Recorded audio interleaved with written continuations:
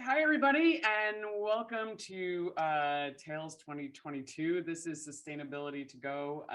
My name's Elayne Duff. I'm going to be your host, your moderator, and with me I have an incredible panel of experts within this industry, and I'm so excited that they decided to join us and share all of their knowledge on this really important subject, which I know is transforming our industry one straw at a time. I'm going to introduce my panel.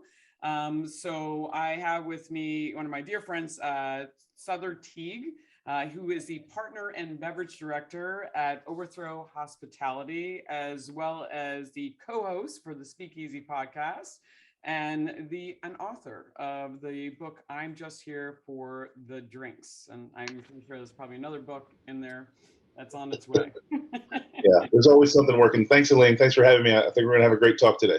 I'm very excited about it. And then next to him, I have also my dear friend, Waluco Maheia. Am I saying that correctly? Yes, that's right. That's right. I also work with Waluco at Kapali with Kapali Rum. So Waluco is a rum expert. He's also the assistant general manager at the Kapali Tree Lodge, as well as the Kapali Rum Distillery. And you're also the global brand ambassador. You know, he's been traveling around the world promoting things, rum and Kapali. And then I also have here Brooke Toscano. Brooke is the former managing partner at Pouring Ribbons. She is now a consultant. She consults for bars and their bar programs about sustainabilities and many other things. So thank you very much, Brooke, for being here. Thanks for having me. I'm super excited to talk about all the trash. I love it. We're going to talk about trash today. I mean, all things trash. And then last but not least, Lucas Groglio. Did I get it? Almost? Almost. Groglio. I have to say it with the Italian accent. I'm from Staten Island. So Lucas is the founder and director of Coctelia Consciente, which I know I'm not saying 100% correctly. But I'm trying. The Sustainable Bartending Project, and CEO of We Get It Right Cocktail Company. So Lucas, thank you so much for being here. Thank you so much for inviting me. Sorry? I said, we got Belize and Argentina in the house. Oh, yeah, of New York, course. And two New Yorkers. That's and represent. Sother's out there in LA. So you guys ready to get into it? Yes. Let's go. Let's do it.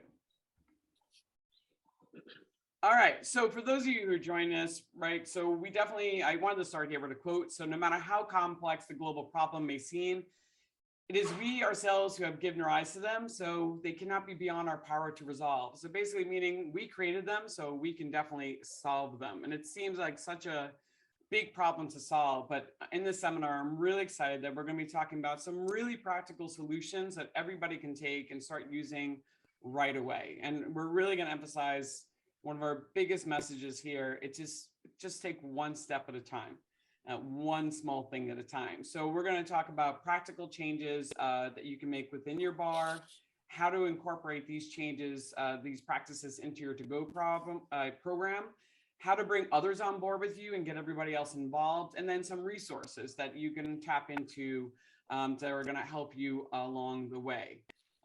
So as I said, small steps to making a big difference. And that's what we're going to cover today. Just some small ideas that everybody here has had and has put into practice so that you guys can actually take them and run with them at within your own program. So first I'm going to actually have Sother kind of talk about what they did at Etheria, because this is a very unique concept for a bar. So Sother, would you mind expanding about that? Like what you guys did there and what it's all about? Sure, absolutely. So Etheria is my new mezcal and tequila bar. We opened just about a year ago. We're turning a year old next month. And we wanted to really focus our entire company on the notion of sustainability as one of our core tenets. And with the opening of a brand new place, it gave us a new opportunity to understand what sustainability is in its concept, right? So not only are we trying to, as our house, be mindful of what we use and what we waste and what we throw away and what we can reuse and what we can recycle, but going a step further, what we kind of call second level sustainability, is I talk to the brands that I'm going to have on the bar and make sure that they're doing all those same things as well. So a very environmental approach to sustainability, which is the more, I think, front of mind. But second to that, that's the secondary part, which is, are they also being sustainable to their own communities? Are they being charitable to their communities? Are they making sure that they pay their employees a livable wage? And are they invested in making their own sustainability reliable, so that we can then feel good about having them on our bar? It's one thing to operate a business and say that you're sticking to all of these criterion, but if you're using products that don't stick to the same criterion that you're setting yourself to, you're not holding your products to the same candle that you hold your own business to, then you aren't reaching your goal. So it becomes a closed loop. We want to open this loop and make it wider and more inclusive to everyone and everything we use. And we're approaching that obviously as a bar group and bar and restaurant group. Obviously, we're approaching that first and foremost with the brands, the bottles, the liquids that we carry. But we're moving down the line as well, and we want to make sure that the folks who create our upholstery, the folks who do our dishware, the folks who are creating our flatware, napkins, we want to make sure that they're all practicing the same practices that we want to practice. So again, it sort of, it spirals outward. First you look inward and then you look outward.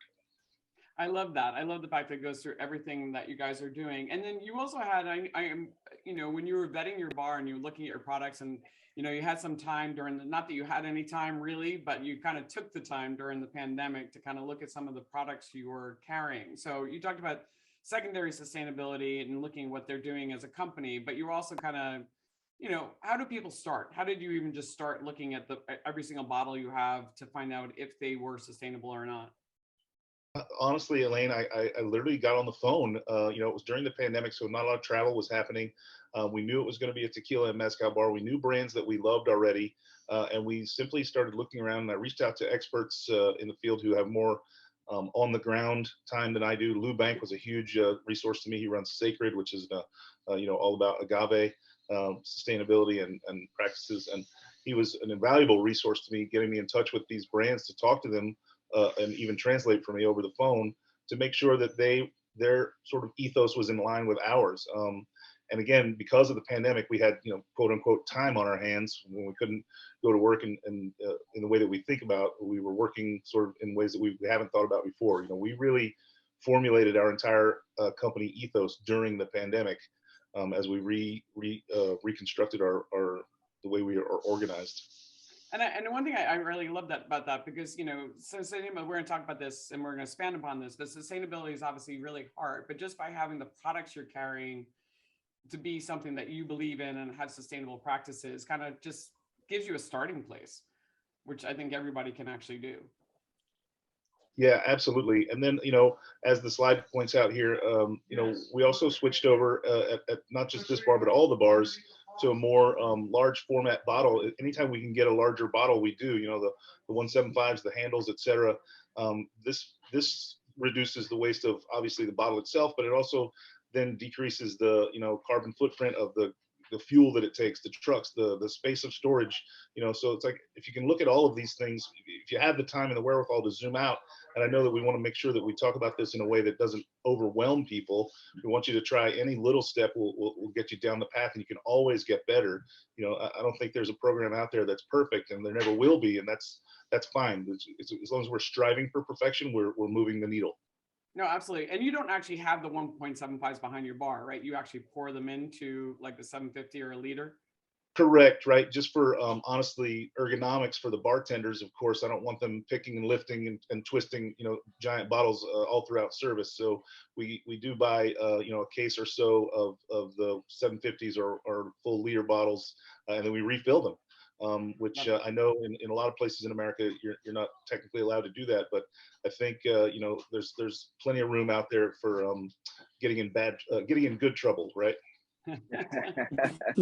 I love that. And we're going to talk a little bit more. And Waluco, I'd love for you to talk about this, just secondary sustainability, what distillers can be doing, and what some of the things that we can then look for when we're vetting some of the products that we're carrying on the back bar. Definitely. And going off what Sother said is, there is a direct link between community upliftment, providing economic opportunity, and environmental preservation and sustainability. So, you want to find brands that are giving back to community and giving back to the environment.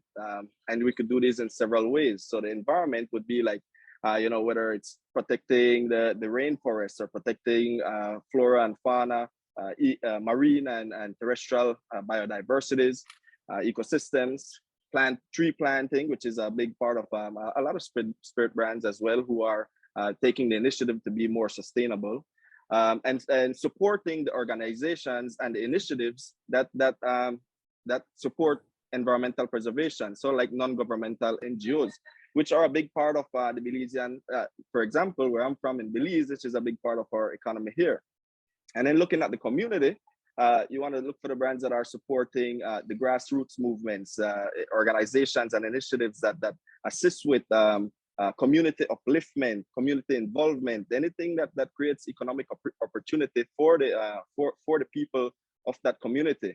And for example, it goes down to like education and sports. Just recently, our brand Kopali Rum was a big sponsor of a local youth female soccer team, or as we say in Belize, football team, very recently. So with the pandemic slowly phasing out, sports and in-class sessions are coming back. So the tournaments are back. So we supported one of the youth female football team in Belize here.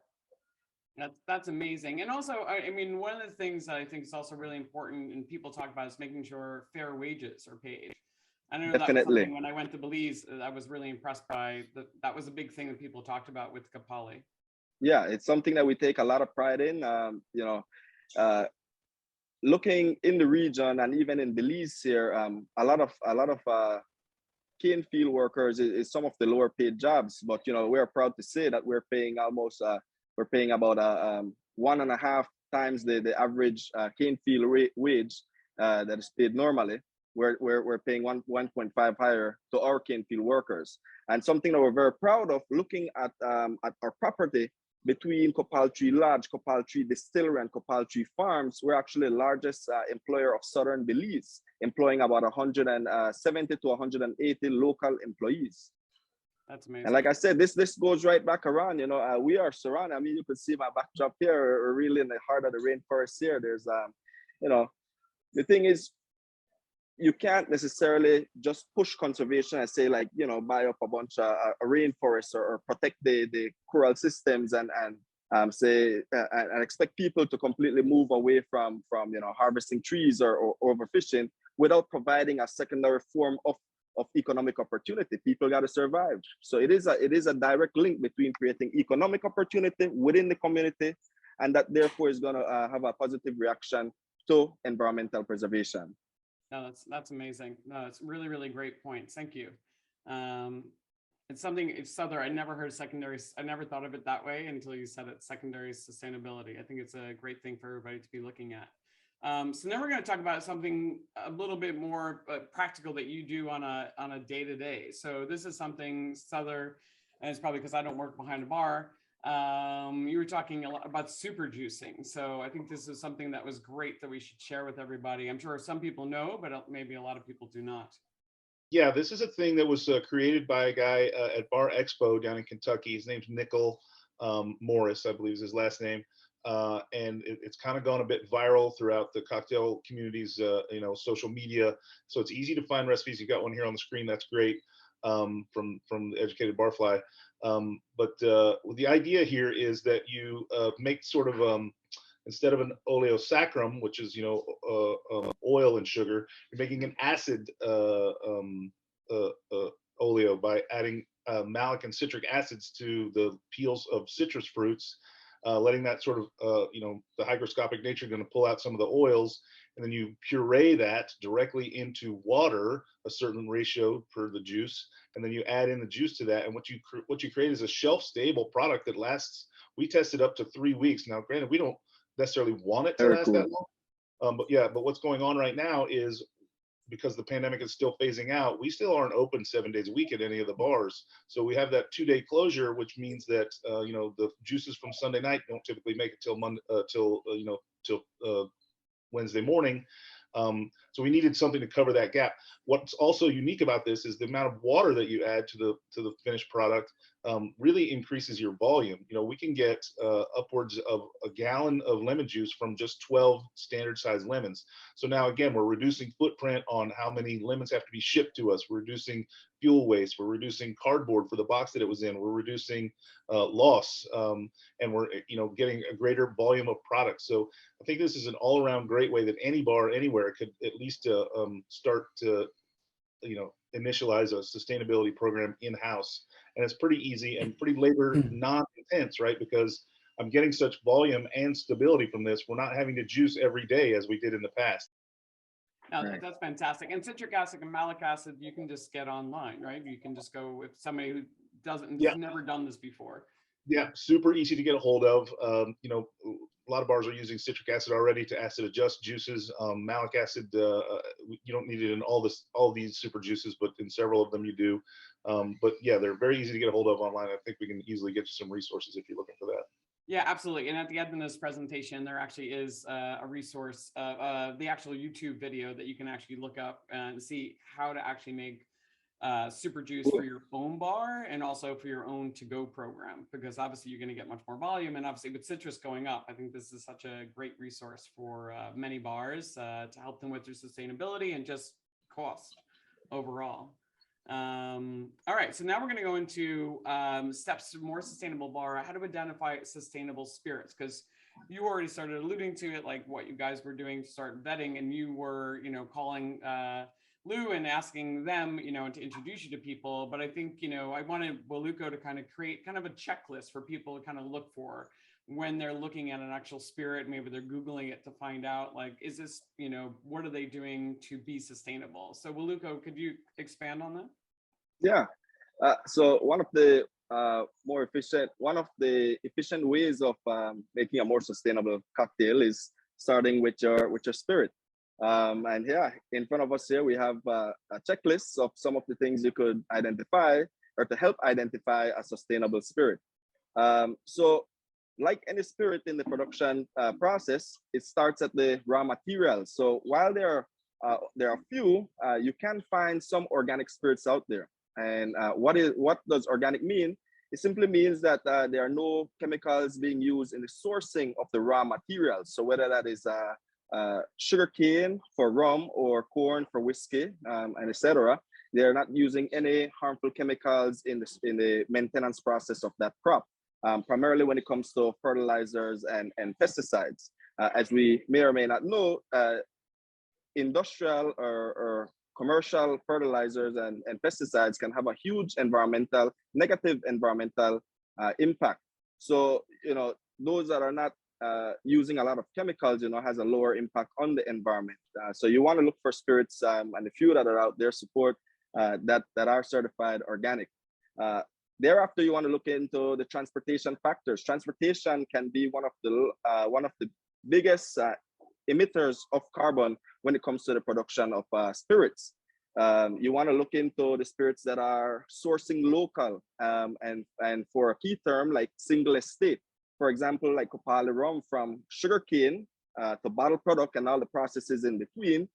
Everything occurs within a 2-mile radius. Okay, and less transportation or smaller transportation means more sourcing of local, which directly has an impact on communities. So as much things as that spirit could source locally is better for that product environmentally, and it means it has a direct impact on the community as well. Waste management, that's also another big factor when it comes to spirits production. Waste can be very detrimental to the environment, and a lot of times it is treated or mistreated or treated carelessly. especially when it comes to dumping. So you want to look for spirits that are caretakers of the environment, ensuring that waste is in a retaining pond and not being spewed into the environment, especially into the waterways. And waste, we want to look at the companies that find a different viewing of waste. All right, so you normally hear the term waste and it has a negative connotation to it, but believe it or not, waste can serve different purposes. For example, like we grow our own sugar cane, we do an agricultural style rum, so we're left over with a lot of cane fibers. Normally that would just become waste. You could compost it, but what we do, we actually turn that into a biofuel, which then generates steam energy for the powering of the distillery. So look for the brands that try to convert waste into something useful. And yeah, securing the waterways is a big one. And then if you could turn waste into some sort of fertilizer, that would be great. Again, the burnt ash from the boiler is immediately collected. That goes back into the cane fields for us as an organic fertilizer. The waste product after distillation, and every spirit has vinasse, or the waste after distillation. Normally, again, that would just be waste. At minimum, we want to ensure that is going into some sort of retaining pond, not going back into the environment. But if we could convert that, treat that, for us, it's just time and evaporation, that immediately becomes a form of organic fertilizer. And then it makes it one process, adds to that single estate value, and it's given back to your raw material. I think those are all incredible things. And these are things that distilleries can all do. I mean, I know there are older companies, obviously, who are now just starting to convert to this. Lucas, I know you evaluate distilleries. Is there anything else you would add to this? You're on mute. You're still on mute. Yeah, there you go. Lucas, you're on mute. Oh, I'm sorry about that. Thank you for letting me know. So what I was saying is that Waluco cover all the topics, but what I think is the most important thing about sustainability is that it depends on your business, where in the world you are located, which practices you can bring to life, but continue to carry on through the time. So it's important to start little by little. It doesn't matter where to start, but it's important to start. So I think this is really cool. Great. So yeah, this is a list that people can kind of use and like evaluate.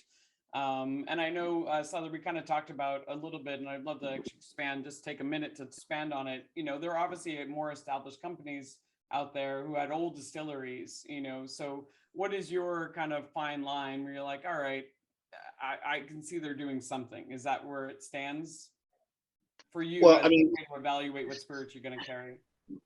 Yeah, I mean, again, you know, at Etheria, which is where we kind of kicked off this whole process, we're dealing with mostly tequila and mezcal brands that are family owned and have been around for a while. So that's a key indicator right away for me that there's probably some sustainability. If they've been in business for multiple generations and it's stayed in the family that whole time, there's probably already some of these practices in place just by the very nature of how they operate. Like a good, for instance, is Don Fulano is a great tequila brand. It's the 5th generation that has been operating it. And when you go further back, Elayne, I think what you're alluding to is the companies that have been around the longest were already operating under these auspices from their very beginning. Somehow we drifted out of that as industrialization became more common and popular. And then now we're having to kind of look back and revert back to the way the older companies have kind of always been doing it. So I think the first things I look for is how long has the company been around. It's either very long or very short.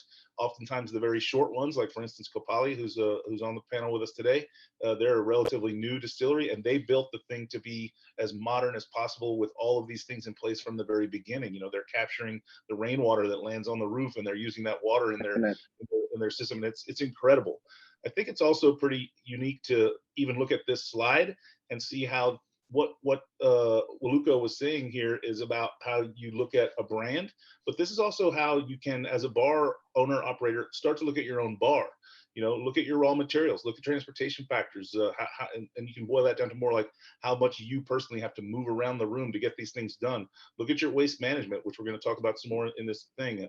Look at alternative uses for those wastes, which Brooke is going to come in strong and talk about. Like, I think, you know, these things are micro and macro of each other. Yeah, I mean, and thank you. Definitely. There are the older companies, and you did nail it. It was more I was alluding to. There are obviously companies out there that were built that were not sustainable when they were first built because it wasn't in, you know, a thing that people practice. You know, maybe they're built in the 70s or 80s and things of that nature, and they didn't have that mindset, but they are making steps now. So do we, Lucas, I'm sure you're looking at companies like this to know which one of these companies, you know, are they making the right steps? And are like, should we forgive them and say, all right, at least they're going in the right direction? Not forgive them, but do you still work with these kind of companies? Yeah, it's a tricky question, but for me, the important is that it doesn't matter if you're a small brand or you're a big brand. What we need to understand is that we live in an ecosystem, a worldwide ecosystem. So we need the big guys and we need the small ones too. So what I think is that it's really important to give the option to small producers to buy their products and talk to them, as Sother said, because it's more easy to talk to them and know what they are doing and try to let them know that you would value if they start doing sustainable initiatives. But the big guys too, because sometimes the big guys maybe start by greenwashing when they want to start talking about sustainability. But after they do some greenwashing campaigns, they start to talking about sustainability inside the company, and then people get really interested, and maybe, just maybe, some initiatives can be really interesting coming from the big companies because they have a really big power. So if we convince the big companies to become greener, that would mean a lot for the whole industry. But again, we always have to give the opportunity to the small producers. I think they are the future. But yeah, as you said, we did things different in the past. So now is how we work. Now we have a lot more of information. So if you're now you're not working on sustainability, well, maybe we have to go and look for another brand, right? Absolutely. I think, yeah, the buyers have a lot of power and can put that pressure on them. I think that was a really, really great point. All right. I know we probably put more time in that than we were planning to, so I'm going to go on to the next thing, but I just found it really fascinating. Steps to more sustainable bars. So I know, Brooke, when you were at Pouring Ribbons, you did some incredible things that were quite ingenious. They were small steps and they were smart, and there's something that everybody can be doing at their bar right now if you just take a little bit of effort. So could you talk some more about it and what you did? Yeah, I think that especially in the sustainable ballpark, it's really overwhelming. We all kind of get inundated. You go on social media holes and you feel like, if I'm not doing everything and I don't have a zero waste bar, what's the point?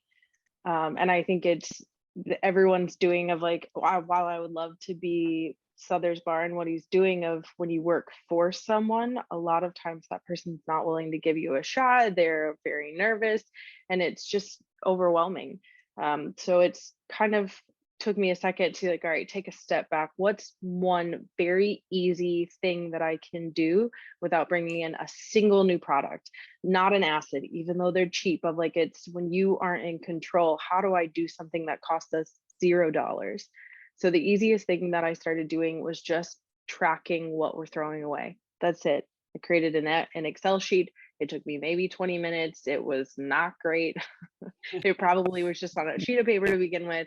And it was just I literally was tracking just juice. That was it. Start with the easiest thing. What do we order week in and week out? And what do we throw away every single day?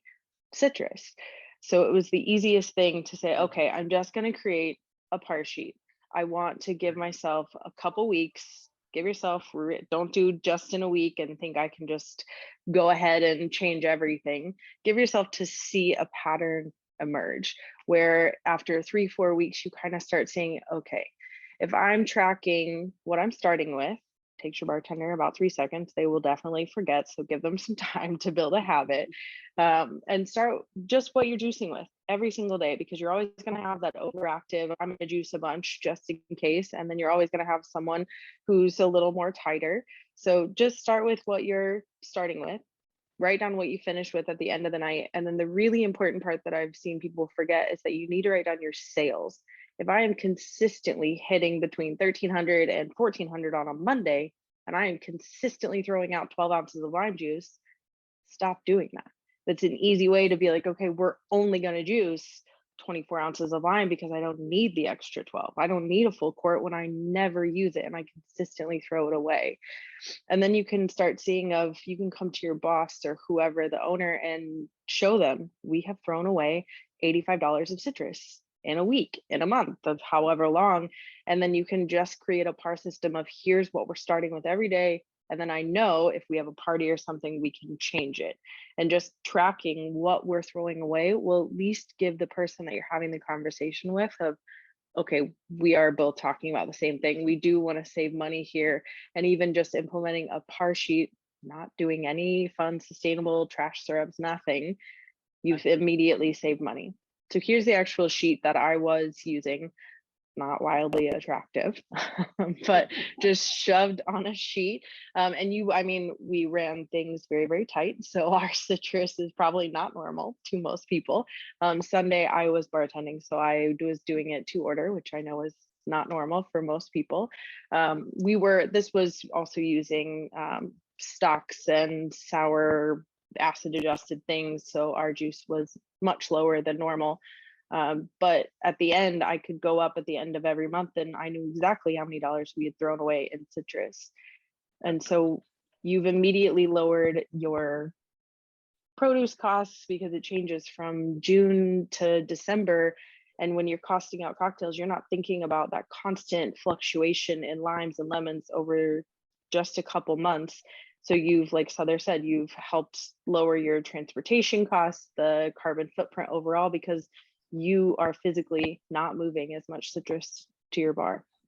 No, it's so simple. It just takes a little time and effort, and everybody can make a simple Excel spreadsheet. Don't even have to do it on Excel, but I guess it probably makes it a lot easier to organize. So this is the simple step that everybody can kind of start tomorrow if they wanted to. Thanks for sharing. Yeah, I think this is brilliant. And if anybody on my team were to have brought me something like this would have been, grounds for immediate promotion. And we're going to talk about that too, as well. Like and Brooke's going to expand about like the conversation you can have with your boss to get them on board. But yeah, as Sother said, this is something that obviously if somebody brought this to him, be like, all right, promotion for you. And Brooke, I know you also showed one of the other things, which I'm sure happens all the time, throwing out of wine. So can you talk about that? Yeah, wine was, at Ribbons, we didn't have food. People came for the cocktails. I think wine was maybe 1% of total sales. So, and especially red wine is just not popular when you don't have food. And so generally I assumed for every glass of red wine, I was likely throwing out the rest of the bottle. 3/4 of that bottle every time we opened it was garbage because we generally only sold a glass on a Friday or Saturday. And it just became this is so absurd because the staff doesn't want to drink it all the time. People are tired of taking it home. You're giving them free oxidized red wine. And so it kind of started looking at, what am I consistently throwing away? So when you're creating these par sheets and what am I tossing? Yes, citrus, of course, that's such an obvious, but like if I am constantly the Monday bartender and checking all the wine and saying, why am I throwing out a half bottle of bubbly and I'm throwing out almost a full bottle of red wine? What can I do with them? This is such an easy red wine syrup that if you always throw it out, you will literally always have this syrup.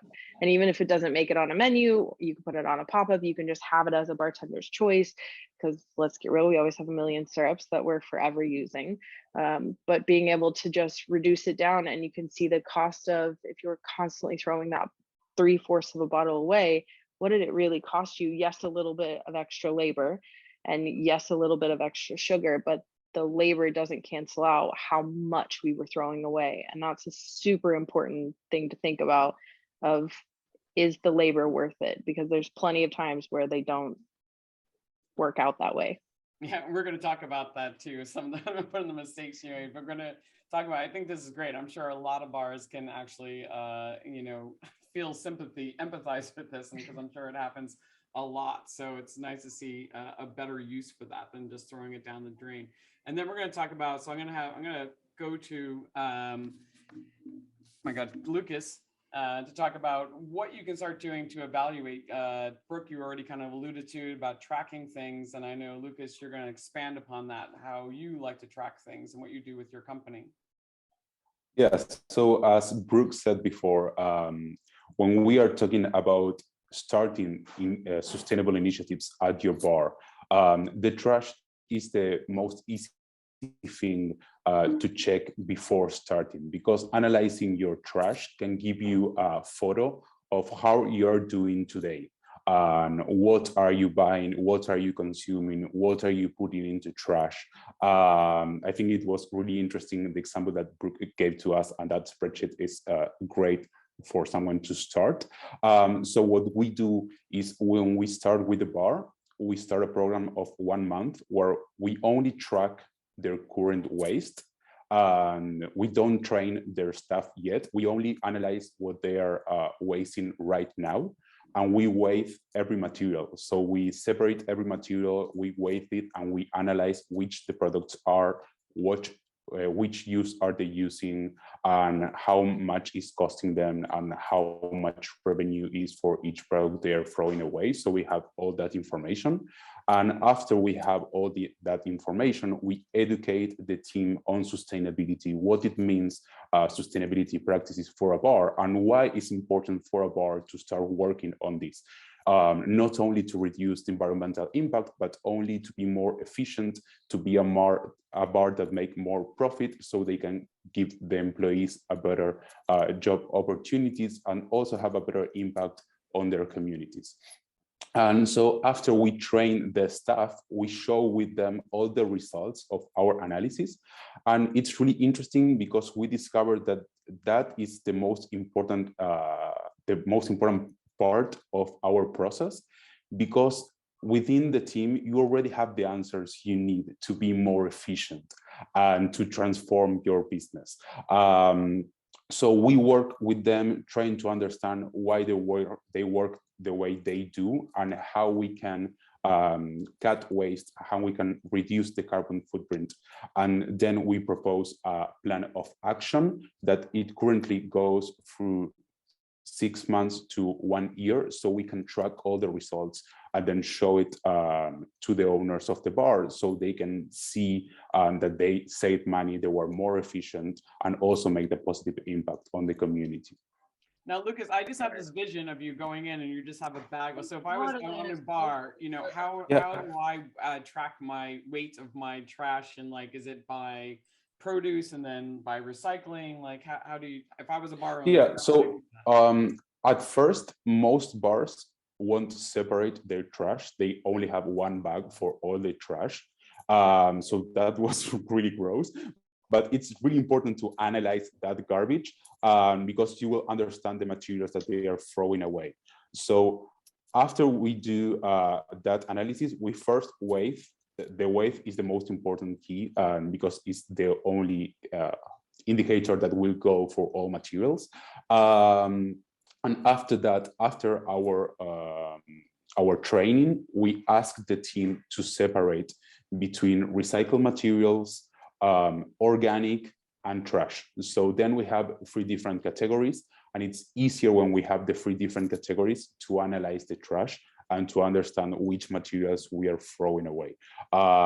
Later on, we're going to talk about the case example on how starting with analyzing the trash can change your business model. No, absolutely. But a very important. Yeah, go ahead. Yeah, I just want to say a very important thing that is what Brooke said before, that this is changing a habit.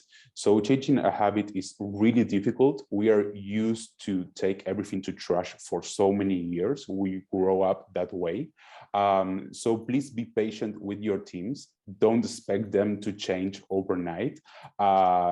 Be there for them, explain them why are you thinking this way, and let them know that the results will be shared with them and they will be part of the solution, because that is really, really important to get them on board and make this diagnosis function really well and have great results.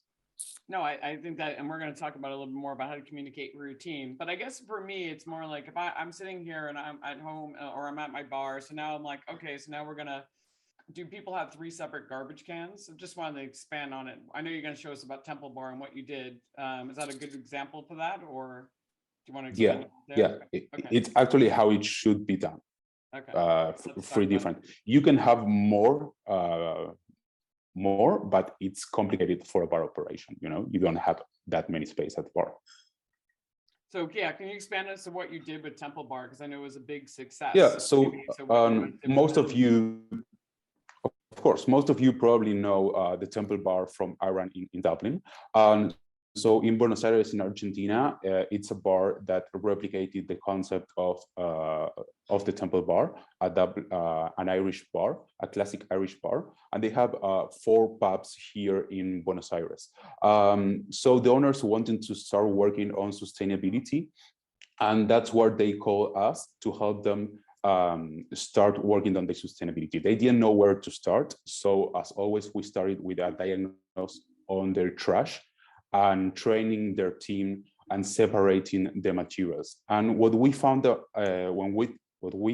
out with their team is that the main selling drink of the bars was beer. And at that time, they were buying beer from different suppliers from different points of the country with a great carbon footprint.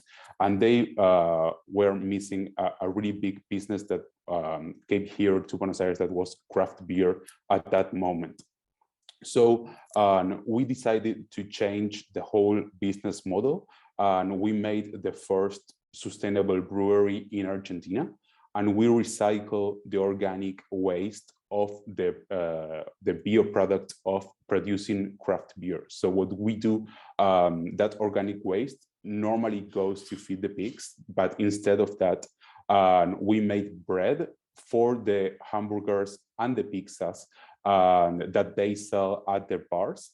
So now you can go to a Temple Bar and have a craft beer, and at the same time have a meal eating your beer. So that way we recycle the beer into food, and at the same time we change the whole business model of the bar, where they stop being just an Irish bar to be a craft Temple Bar, where they sell these beers and these burgers and pizza, and the whole model is a sustainable model. So this is just an example on how working on sustainability can change your business model, where they only had 4 bars, but now they have more than 30 bars in all the country, and the first sustainable brewery in Argentina.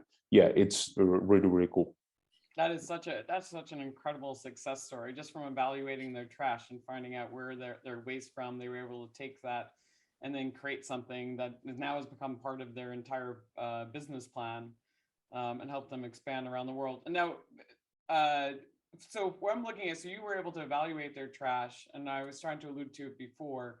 So if I wanted to start tomorrow and I wanted to look at my trash and I worked at a bar, should I start separating out? If I was a bar owner right now and I'm listening to this, like, all right, so I'm going to evaluate our trash, we're going to weigh it, and now I'm going to separate it out. I'm going to put like organic, the 3 categories you talked about. Mm-hmm. Is that a good way of doing it? Yeah. So, and give me the examples again. What were the 3 categories? So we said recycle materials to understand that we don't have trash or waste. We have different materials, just as cardboard, glass, aluminum, etc., and we can repurpose those materials. Then we have the organic materials that is everything that you can put on the compost. And then we have the general trash, that is what it cannot be compost or cannot be recycled.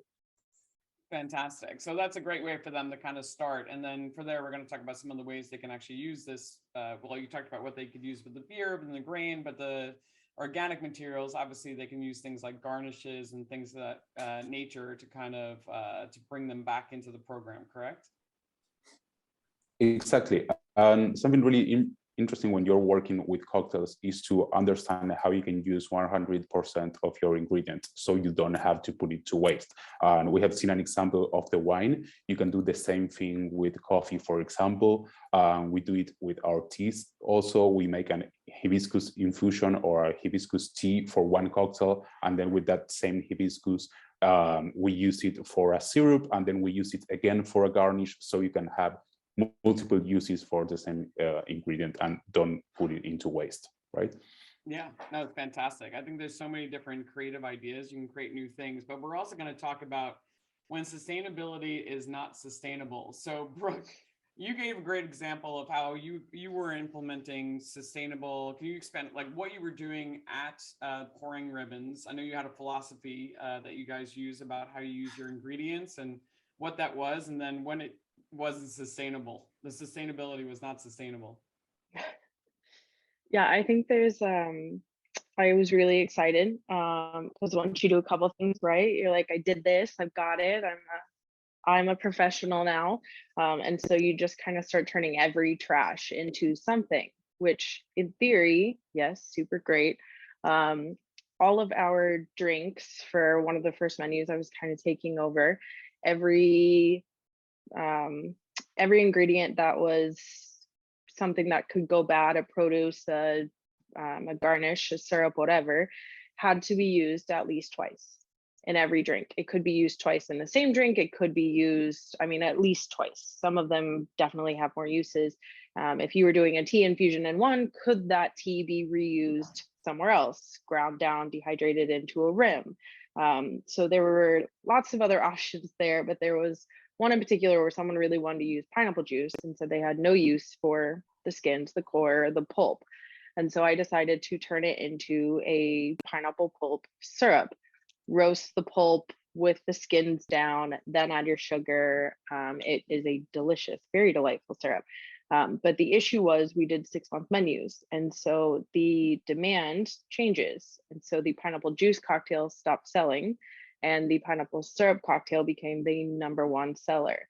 So you don't get a lot of liquid out of pineapple pulp that has already been juiced or pineapple skins.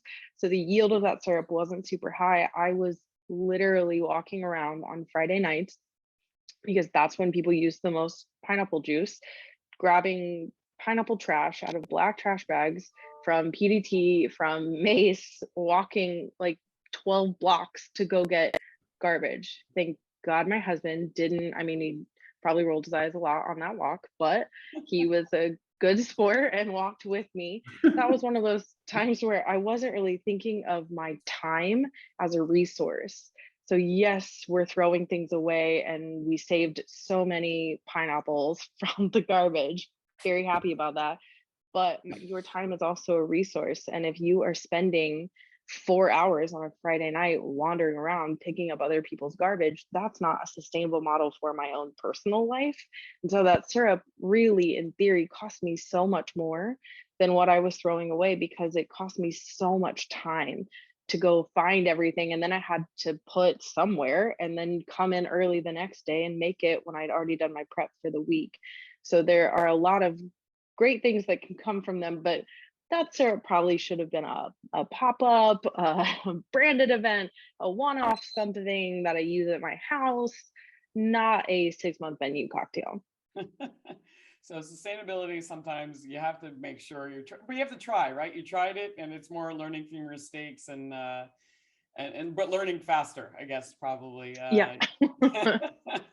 And not wasting 6 months of time. So not everything works out, but it's a good place to start. But that's a great story. But it is, I think you're so right. It's that your time is a resource. So you got to look at those things because not everything is going to be practical.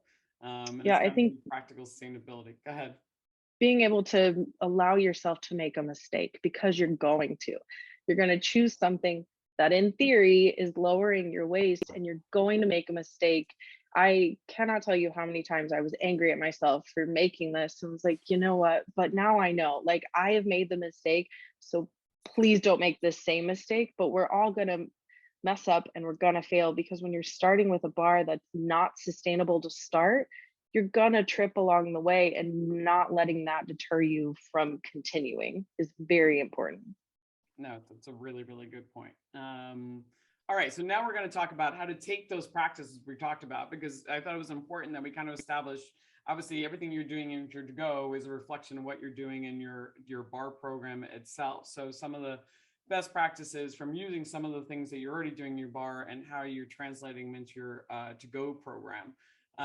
So Sother, I thought we'd start with you and some of the things that you put into practice for your own to-go program. Yeah, absolutely. So at Amoria Margot, which many of the viewers here may be familiar with my bar, you know, we're 11 years old and we've never used any juice of any kind. Everything we use is alcoholic. So a pretty easy stepping off point to do to-go cocktails for us is that, generally speaking, all of our cocktails are all spirits. So they're shelf stable somewhat indefinitely. So we started offering to-go cocktails in a 100 milliliter bottle, which is a single cocktail. Then we offered a 200, a 500, and a full liter. And we put them in glass flasks and bottles with beautifully designed labels so that they would be, honestly, this incentivizes the purchaser to have this beautiful thing so that they'll reuse it, right? It's a resource that they can reuse. Now they've got a nice flask with a beautiful label and it looks nice, and they can reuse it. So there's that. We also incentivize our guests to bring them back to us. So we can wash and sanitize them and reuse them. We incentivize that by saying, if you bought this from us and you return it, then we're giving you a discount, just like returnable bottles used to be when I was a kid. You know, you get some money back for the bottle, and then it gets reused instead of recycled. Because I think it's very quick for us to all assume that, you know, one of the best things to do is to recycle, but that is a resource as well, right? That's having, again, the bottle gets hauled off somewhere, it gets ground down, it gets melted down, it gets reformed, whatever has to happen to make that happen is a lot of effort. Reuse is the best thing. So we incentivize reuse by saying, we've got a glass bottle that looks gorgeous and you can reuse it yourself. Please bring it back and get a discount. And then of course we encourage recycling by using glass bottles instead of plastic. And then the varied sizes give them incentivization as well to reduce. They say, oh, you know, I was only going to get maybe 3 Negronis in the 100 milliliter, and I say, why not, you know, edge yourself up to getting 5 in the 500 milliliter in one bottle with one label with one cap. So all of the resources that went into making this thing are reduced, you know. And they would say things to me like, well, I don't, you know, on the liter bottle, which can hold up to 12 cocktails, I don't need 12 cocktails right now. And I'd say, well, I don't necessarily need 12 eggs, but that's how they sell them, you know, and then I eat them as I want them. It's not going to go bad very fast. In fact, this isn't going to go maybe forever.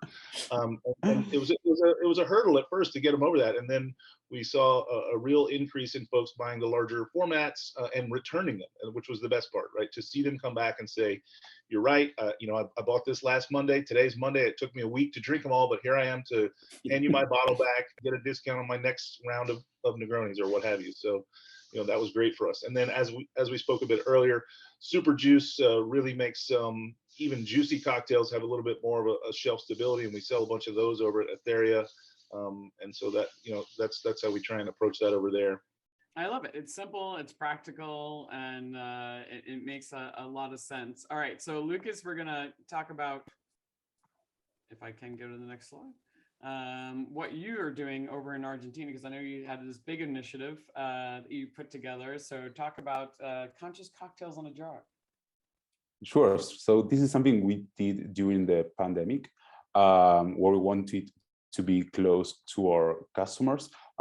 So we made these cocktails to go in jars instead of bottles, because here in Argentina, jars are really in the mind of people to reusing it, maybe as a food container or as a cocktail shaker or as a glass, or to put flowers inside.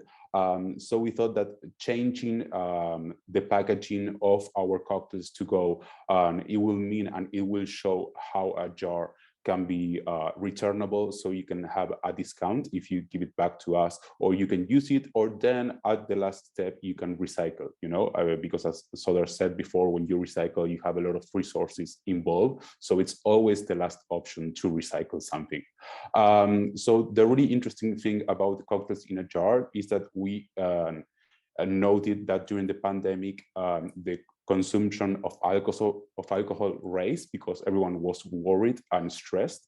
So that's why we created different categories of cocktails, with non-alcoholic cocktails, with low ABV cocktails, cocktails for everyone, gluten-free, without sugar, for vegan also. So we understand sustainability in a 360 way. It's not only about environmental impact, but it's also about inclusion. It's also about wise drinking.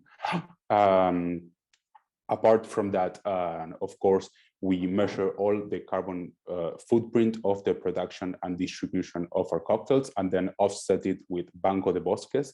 In English, it would be something like the Forest Bank, where we protected square meters of forest in Argentina. And it's really cool because as they are a non-profit, and if the non-profit it stops to exist, then those forests will go to the government, but won't be sold. It's not the possibility to be sold after that. So it's really cool because we offset our carbon footprint, but also we provide next generations with more oxygen for protecting those forests. And also something really cool was that as a lot of colleagues and friends were losing their jobs because of the pandemic, and we decided to have a social positive impact with our cocktails to go, where we donated all the revenue buying organic food to donate to bartenders who didn't have a job at that moment. So it was a really cool initiative. And it really helped us to work with press, as I said before, to spread the word, increase our sales, and help more bartenders. No, that's fantastic. I loved everything about it because it gives back to the community, it gives back to the environment, it gives back to the bartender community as well. So that really is a 360 sustainable program, which I think a lot of people is something that they can do, right? I forgot something very important, that is to work always with local source ingredients and with entrepreneurs, so that the money stays at your neighborhood, stays at your community, and you can empower that community, you know? Yeah, go ahead. You got something, Brooke? Or are you just giving us snaps? Just snaps, just so they can see. I love it. I love it. Giving her like a snaps about internal snaps. Internal snaps. Love that. So I know we also wanted to talk about some of the other things you brought up that are some things that people can easily put into place right now. Yeah, sure. So if you want to make a sustainable cocktails to go program, you can think about seasonal menus, repurpose your leftovers to create new ones, as we already said before. Also talk with the local shops that are near your bar and learn what they are throwing away, and understand if you can use it to create a new and unique ingredient to your bar. But it always has to make sense, as Brooke said before. It has to be efficient, because when we are talking about sustainability, we are talking about efficiency, and this is the business and it has to survive. So it always has to make sense economically. And also work with local distilleries to make unique blends, but also to be delivered in bulk, so you don't have as many materials or trash when you do your sustainable to-go cocktails. So how do you deliver in bulk? So how are they delivering it to you? I don't know. Well, it depends. Yeah, it depends on the brands. This only works with small brands. The big brands don't want to give you the products in a bulk. But depending on the brands, we have different containers and sizes. But I think the smaller one is 5 liter, a 5 liter gallon. How you say? I don't have the English for it. You know what I'm saying, yes. Right? I know what you're saying. We all know what I'm saying. So they'll provide you very large quantities, like 5 liters, 10 liters. Yeah, between 5 liters and 100 liters. And then we split it in our bottles to use it to make the cocktails go. That's fantastic. And do you have any example of like a local shop thing? Is that something you've ever done about working with the? So here I have an example of a bar in Buenos Aires that it's called 878. It was the first speakeasy in Buenos Aires, and they're working with these great local producers where they are making gin, vodka, whiskey. I have a whiskey here, and the really cool thing about this is that you can go to their bar with your bottle, and they will fill it with gin, vodka, whiskey, or whatever you want. And that's why they put this paper, because all the bottles are different and are the bottles that they have as waste at their bar. So maybe you are getting, I don't know, a different brand here in your bottle, but the spirit is the local spirit, you know? That's I very love it. cool. We would Love never it. allow to do Yeah. that in the United States, but that is very cool because of the 3-tier system. I think that's a really awesome initiative. All right, so we're going to talk about this because we've all found this very interesting, and I know we don't have as much time as we'd like to expand on this, but Brooke, you brought up some great points about glass versus can, because there are people, obviously we talked about using glass bottles and larger jars, but there are also people going out there helping people can their cocktails, right? They're actually working with them. I knew a friend of mine, this was his program, going to bars and helping them do canned cocktails as well. But you brought up some, what is the difference? What you want is better for the environment? And I know, Lucas, you have some thoughts about this. So Yeah. I am Yeah, fortunate I do. enough to live in Brooklyn, where you can go to the recycling center and they will give you tours. So I took a bunch of bartenders. They said they usually only get field trips from grade school, so they're very excited to talk to adults, and especially with problems that they just didn't really know that we face, because I talked to a lot of booze people. And so they kind of explained the recycling market in a way that I hadn't thought of it, of that it is like a stock market, that the prices of what is bought and sold and shipped to other countries changes daily, weekly, monthly. And so at the time, this was pre-pandemic, they were talking about that the two greatest things are glass and aluminum.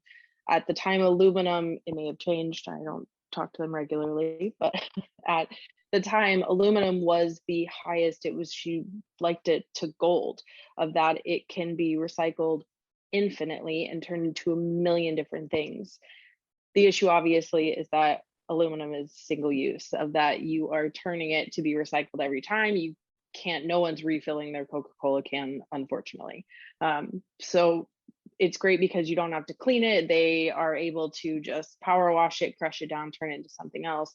Glass, the issue is that there are a lot of ways that it can be ruined. Most people aren't recycling things the way that they should be recycled. A big one for at least the plant in Brooklyn was that when you put your cork from your liquor bottle or your wine bottle back into the bottle, if it is glass, if it is a plastic top, an aluminum top, or a synthetic cork, all totally fine to leave in there. But if it is true actual cork, when they smash it, because it's what they do first, it makes it really difficult for them to sift out those teeny tiny cork particles. And so you are lowering the quality of that glass, or they're throwing away whole batches of it completely. So that's a big one when we are recycling glass, that if you are recycling these big bottles, you're not reusing them, to throw the cork away, because that'll degrade over time, and then just keep everything else with the bottle. So it kind of depends of, yes, you may be recycling something in theory, but the amount of things that we know that actually makes it to the recycling center are a pretty small percent. And then things that actually get recycled from not being ruined is even smaller. So like Sother said, of it is so much better to think of how do we reuse this. And I know a lot of places can't reuse things that had booze in them, so it makes it complicated. But at least if we're thinking about it and not just what do I recycle, because most of the time, honestly, things are being ruined and never recycled at all. Yeah, that's really good. And I guess it is about the reuse, right? And that's why I know Lucas, you and Sother, talking about packaging and making sure it is a nice looking product, so that people are going to want to repurpose it for other things within their house, or bring it back.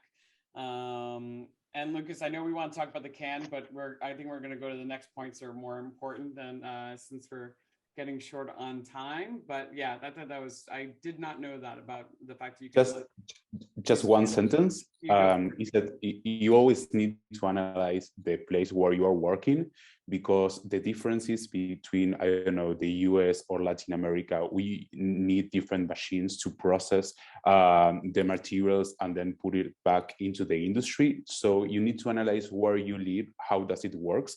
Here in Latin America, it's easier maybe to reuse the glass. And what I wanted to say is that aluminum, it's only made by only one company in the whole world, that is called Ball Corporation, that it has the monopoly for all the cans.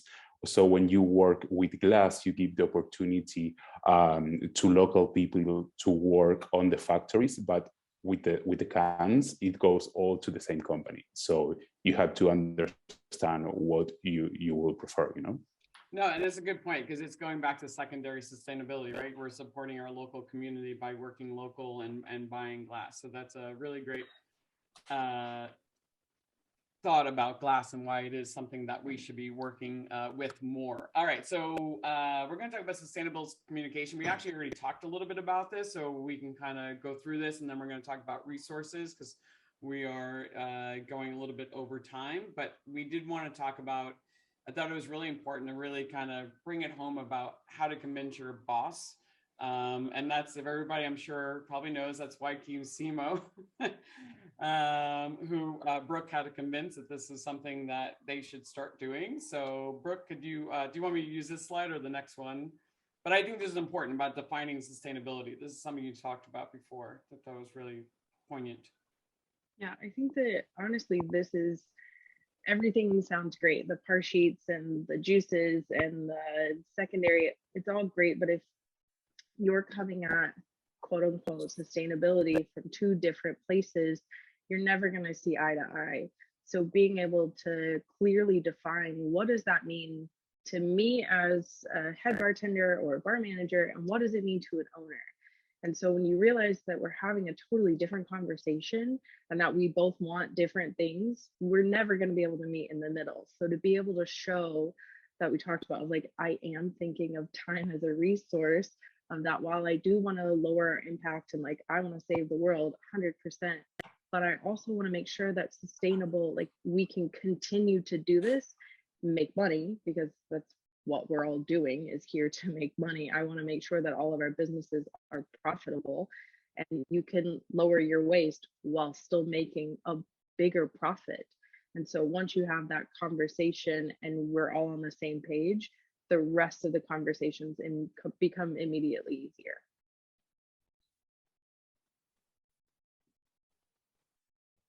Elayne, you're muted. Sorry, I had police sirens going by. That you're also talking about the fact that focusing, you know, on the money and on the time. Yeah, I mean, I think that's the easiest way of, because not everyone is going to agree with you. Not everyone wants to save the world. Not everyone thinks it's a big problem, and that's okay. We don't all have to be out here trying to save every animal that you see, but when you try to hit them in the pocket, they absolutely want to make more money. They want to save more money. They want to lower labor costs. They want to lower things that we're bringing in, bottles, citrus, all of it. And they don't realize that that's what we're talking about. We're lowering what we're bringing in. We're lowering what we're putting out. And all of that comes to money. So if you hit them in the pockets, that's the easiest way to like, oh, okay, all right, we're on the same page now. I get it. Yeah, that spreadsheet I think was one of the easiest ways of actually just showing them, like, here's the money we're wasting and here's how we can actually save money. So really just you have to take a little time and effort, sounds like, but then afterwards, as Sother said, I'd give you a raise. Or at least promote you if you could show that to me. We're also going to talk about, because we're going up there, telling them your why, right? So we alluded to it before about making sure that everybody understands why you're doing something to get everybody on board. I know that, Brooke, I know you have some thoughts about this.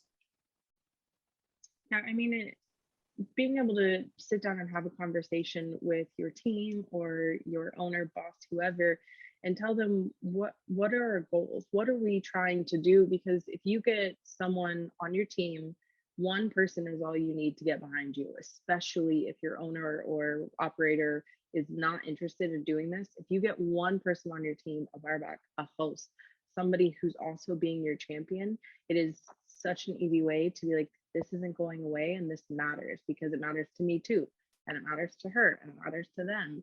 So it's just an easy way of, they need to know, why are we doing this? What's our end goal? What's the purpose of any of this? Yeah, I think that's great. And on the team, and Sother, you talk about like just getting everybody to know, so you understand we're not just telling you to do something, right? Yeah, you know, I was a teacher and an instructor for years before I got behind the bar. And, you know, anytime I'm trying to teach someone something, a process or how things are done, the best way to make it solidified in their, in their system is to tell them why. I can show you how to do this all day long, and you will do it this way for a while, and then you'll find a shortcut and you'll change your ways. But if I tell you why we're doing it this way, that sticks with you, and you'll pass that along and become an evangelist for my message. No, I think those are all great points, because people want to believe in something. So we're going to quickly talk about what also just getting it out there, the sustainability communication. And Lucas, you had a great point about using the press. Yeah, as Coctelería Consciente is a non-profit project, we have a great relationship with the press. We talk about sustainability, but also about wise drinking, inclusion, healthy habits. So every time that we make a new initiative, we make sure to make a press release, and send it to our friends at the press, because we know that it's topics that they are interested on printing, and at the same time, it's really economic for us to spread the word on our initiatives by the media. So if you have a really good connection with the local press, you will get your community more engaged to your sustainability actions, and you will have new customers because they will know what you're doing in your community. So it's really cool. Don't be shy, just talk to them. They are pressed, so they really love talking to people and knowing what are you doing. So if interesting, they will help you spread the word about it. No, and I love that, because people want to feel good. They do. They want to know, and they want to go to the bar that they know is doing good. And as Sother, you said before, like you did at Coop, like, what was it? Yeah. Do good while being bad. Yeah. We can capitalize on people's habits by understanding that they're going to do what they're going to do regardless, right? They're going to go out and have drinks and have a good time.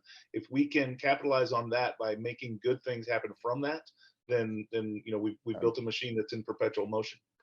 Absolutely. Definitely. And Brooke, you had a quick comment about on the menu, by letting people know you're doing sustainability, you can communicate it through the menu, but there's also a fine line of like not being so transparent because it won't sound appealing.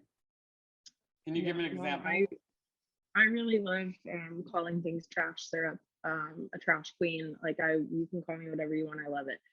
However, when you're charging $20 for a cocktail, calling it pineapple trash syrup, we're getting into a space that doesn't make people feel good. That perceived value is no longer there. So instead of calling it a pineapple trash syrup, calling it a roasted pineapple pulp syrup. Use words in there that people know specifically are not things that are normal, are things that are usually thrown away, of a apple core syrup, and make people immediately say, oh, what is that? Because then it entices a conversation from your guests, and then it makes them feel good instead of saying, here's your apple trash cocktail. No, I love it. It's such a great point, because people realize, and we understand it, but the consumers do not understand our language. So it's a really great point, because sometimes we forget who we're serving as a community. We kind of all talk to each other. So I think that's a great point to put out there, to make sure that the consumer actually understands what they're getting, and they're getting their value for money. Because yeah, even myself, if I saw something with a drink said trash syrup, I'd be like, maybe not. Maybe not so much. So we're now going to talk, because we're at the end of this. So we're going to just give you guys some resources, some sustainable resources that you can tap into.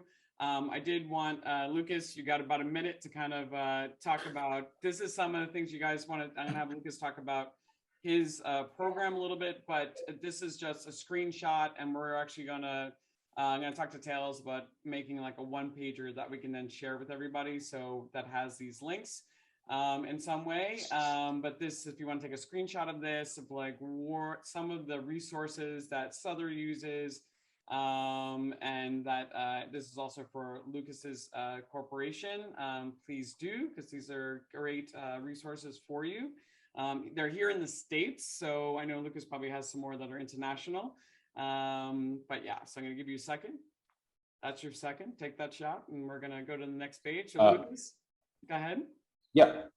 So just to let you know about our newest initiative. This is the map. It's the first map in the world that will geolocalize all bars, coffees, distilleries, breweries, hotels that are already working on inclusive sustainability, and wise drinking initiatives on their daily operations. So if your bar is already working with it, it can join for free at our website, cocteleriaconsciente.org. Then we will share the link with you with all the links that Elayne just said. If we go quickly to the next slide, I just want to share with you that on the website, you will have a Google form that it only takes 5 minutes to complete, where you will have all these different categories that you can use as a guide to start your sustainable initiatives. If you don't know where to start, you can use this guide to say, oh, okay, I can change, for example, I don't know, I can start recycling, or I can start having reusable eco caps, or something that is listed on this menu, so that you can start working on sustainable initiatives. And if you're already working, so you can just click on them and log into the map. That's all. So it's a great way. So that's just the other side of that, yeah? Yeah. So it's different categories. You will have environmental sustainability, you will have renewable energies, but also inclusive menu, social responsibility, inclusion and diversity, responsible suppliers. There's so many categories and so many ways that you can work on sustainability. So just take a quick look and see if you want to start working on it. No, it's fantastic. So anybody who's doing a sustainable to-go program, a sustainable bar program, or any of these different initiatives, they can just get involved for free, correct? Exactly. Yeah. And then eventually it'll become like a map, like an app that we can put on our, like we can actually see on our phone that we, if we're in. Yeah, exactly. It will be online on October, and it will be on our website for free. And the really cool thing is that all bars that are signed up for free on the map will receive free education sessions on sustainability and how to introduce these initiatives in the bars and how to keep going. That's fantastic. That's amazing. So you can literally, anywhere you're going, you can just find out where the places that are practice sustainability. Well, guys, Exactly. If anything we want you to take away from this at the end of the day is just take one small step. As everybody kind of alluded to, you don't need to do everything at once. Just start with one thing, have those conversations and just begin. And I hope this is very useful to everybody about the resources, some of the things that, you know, Sother is doing and Brooke did and what Lucas is doing and what the checklist of, you know, how to evaluate the spirits that you're carrying behind your bar is a useful tool for you. If you want to find any of us online, first I want to say thank you so much, Tales of the Cocktail, for allowing us to put on this seminar. Thank you so much to my panel for your time and all your information. And if you want to find any of us online and talk to us further, this is all of our social media handles.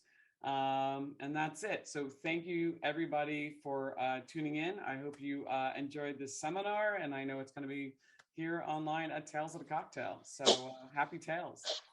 Yeah, thanks everybody. Look forward to seeing you soon for some trash talk. Yeah. Happy Tales, y'all. Exactly. All right. Cheers. Happy Tales. Cheers. All right. Are we all set? Yes. Cool. How do we do?